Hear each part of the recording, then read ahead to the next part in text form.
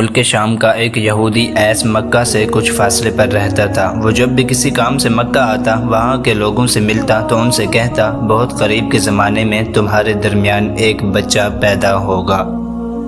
سارا عرب اس کے راستے پر چلے گا، اس کے سامنے ذلیل اور پست ہو جائے گا، وہ عجم اور اس کے شہروں کا بھی مالک ہو جائے گا۔ یہی اس کا زمانہ ہے۔ جو اس کی نبوت کے زمانے کو پائے گا اور اس کی پیروی کرے گا، وہ اپنے مقصد میں کامیاب ہوگا۔ جو جس خیر اور بھلائی کی وہ امید کرتا ہے وہ اس کو حاصل ہوگی، اور جو شخص اس کی نبوت کا زمانہ پائے گا مگر اس کی مخالفت کرے گا، وہ اپنے مقصد اور آرزوؤں میں ناکام ہوگا۔ مکہ معظمہ میں جو بھی بچہ پیدا ہوتا، وہ یہودی اس بچے کے بارے میں تحقیق کرتا اور کہتا، ابھی وہ بچہ پیدا نہیں ہوا۔ آخر جب نبی کریم صلی اللہ علیہ وسلم اس دنیا میں تشریف لائے تو عبد المطلب اپنے گھر سے نکل کر اس یہودی کے پاس پہنچے۔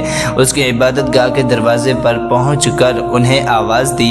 ایس نے پوچھا، کون ہے؟ انہوں نے اپنا نام بتایا۔ پھر اس سے پوچھا، تم اس بچے کے بارے میں کیا کہتے ہو؟ اس نے انہیں دیکھا، پھر بولا، ہاں تم ہی اس کے باپ ہو سکتے ہو۔ بے شک وہ بچہ پیدا ہو گیا ہے جس کے بارے میں تم لوگوں سے کہا کرتا تھا۔ وہ ستارہ آج طلوع ہو گیا ہے جو اس بچے کی پیدائش کی علامت ہے، اور اس کی علامت یہ ہے کہ اس وقت اس بچے کو درد ہو رہا ہے۔ یہ تکلیف اسے 3 دن رہے گی، اس کے بعد یہ ٹھیک ہو جائے گا۔ راہب نے جو یہ کہا تھا کہ بچہ 3 دن تک تکلیف میں رہے گا، اس کی تفصیل یہ ہے کہ آپ نے 3 دن تک دودھ نہیں پیا تھا، اور یہودی نے جو یہ کہا تھا کہ ہاں آپ ہی اس کے باپ ہو سکتے ہیں، اس سے مراد یہ ہے کہ عربوں میں دادا کو بھی باپ کہہ دیا جاتا تھا۔ اور نبی کریم صلی اللہ علیہ وآلہ وسلم نے ایک بار خود فرمایا تھا، میں عبد المطلب کا بیٹا ہوں۔ یہودی نے عبد المطلب سے یہ بھی کہا تھا، اس بارے میں اپنی زبان بند رکھیں، یعنی کسی کو کچھ نہ بتائیں، ورنہ لوگ اس بچے سے زبردست حسد کریں گے، اتنا حسد کریں گے کہ آج تک کسی نے نہیں کیا، اور اس کی اس قدر سخت مخالفت ہوگی کہ دنیا میں کسی اور کی اتنی مخالفت نہیں ہوئی۔ پوتے کے متعلق یہ باتیں سن کر عبد المطلب نے ایس سے پوچھا، اس بچے کی عمر کتنی ہوگی؟ یہودی نے اس سوال کے جواب میں کہا، اگر اس بچے کی عمر طبیعی ہوئی تو بھی 70 سال تک نہیں ہوگی، بلکہ اس سے بھی پہلے ہی 61 یا 63 سال کی عمر میں وفات ہو جائے گی، اور اس کی امت کی اوسط عمر بھی اتنی ہوگی۔ اس کی پیدائش کے وقت دنیا کے بت ٹوٹ کر گر جائیں گے۔ یہ ساری علامات اس یہودی نے گزشتہ انبیاء کی پیش گوئیوں سے معلوم کی تھی، اور سب بالکل سچ ثابت ہوئی۔ قریش کے کچھ لوگ عمر بن نفیل اور عبداللہ بن جحش وغیرہ ایک بت کے پاس جایا کرتے تھے۔ یہ اس رات بھی اس کے پاس گئے جس رات آپ صلی اللہ علیہ وسلم کی پیدائش ہوئی۔ انہوں نے دیکھا وہ بت اوندھے منہ گرا پڑا ہے۔ ان لوگوں کو یہ بات بری لگی، انہوں نے اس کو اٹھایا، سیدھا کر دیا، مگر وہ پھر گر گیا۔ انہوں نے پھر اس کو سیدھا کیا، وہ پھر الٹا ہو گیا۔ ان لوگوں کو بہت حیرت ہوئی، یہ بات بہت عجیب لگی۔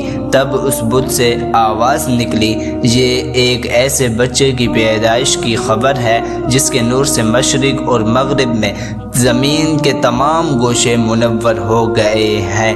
بت سے نکلنے والی آواز نے انہیں اور زیادہ حیرت زد کر دیا۔ اس کے علاوہ ایک واقعہ یہ پیش آیا کہ ایران کے شہنشاہ کسریٰ نوشیروہ کا محل ہلنے لگا اور اس میں شگاف پڑ گیا۔ نوشیروہ کا یہ محل نہایت مضبوط تھا، بڑے بڑے پتھروں اور چونے سے تعمیر کیا گیا تھا۔ اس واقعے سے پوری سلطنت میں دہشت پھیل گئی۔ شگاف پڑنے سے خوفناک آواز بھی نکلی تھی۔ محل کے 14 کنگرے ٹوٹ کر نیچے آ گرے تھے۔ آپ کی پیدائش پر ایک واقعہ یہ پیش آیا کہ فارس کے تمام آتش کدوں کی وہ آگ بجھ گئی جس کی وہ لوگ پوجا کرتے تھے اور اس کو بجھنے نہیں دیتے تھے، لیکن اس رات میں ایک ہی وقت میں تمام کے تمام آتش کدوں کی آگ انن فانن بجھ گئی۔ آگ بوجھنے والوں میں رونا پیٹنا مچ گیا۔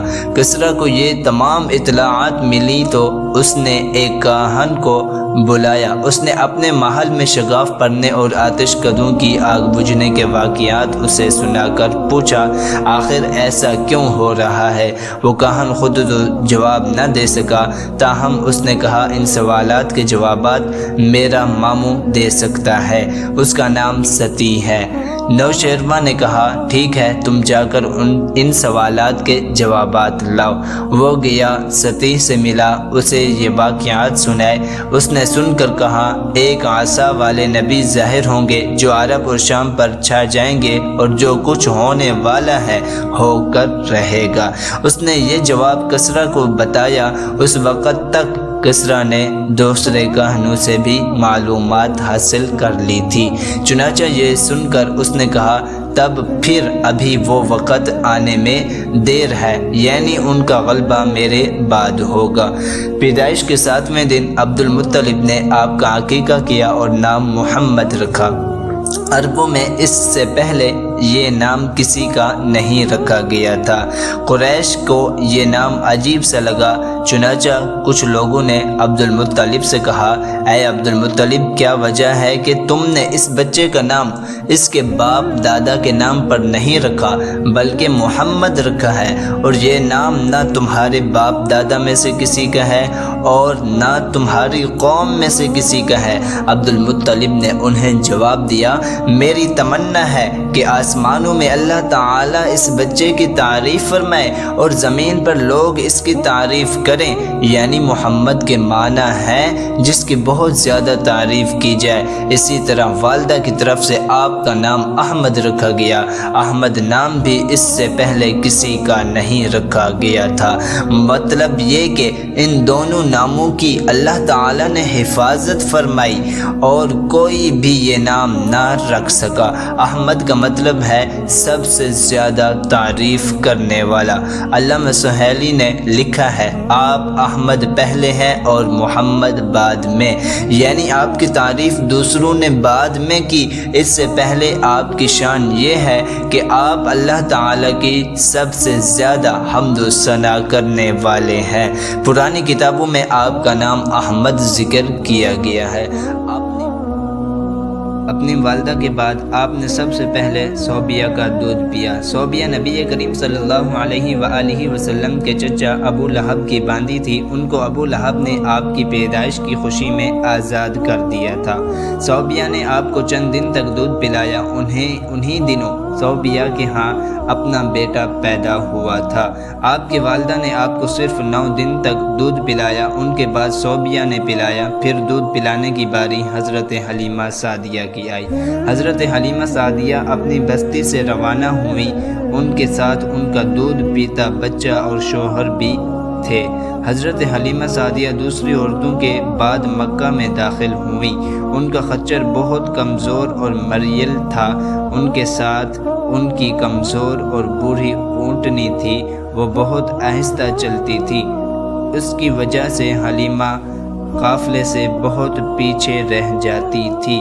اس وقت بھی ایسا ہی ہوا، وہ سب سے آخر میں مکہ میں داخل ہوئی۔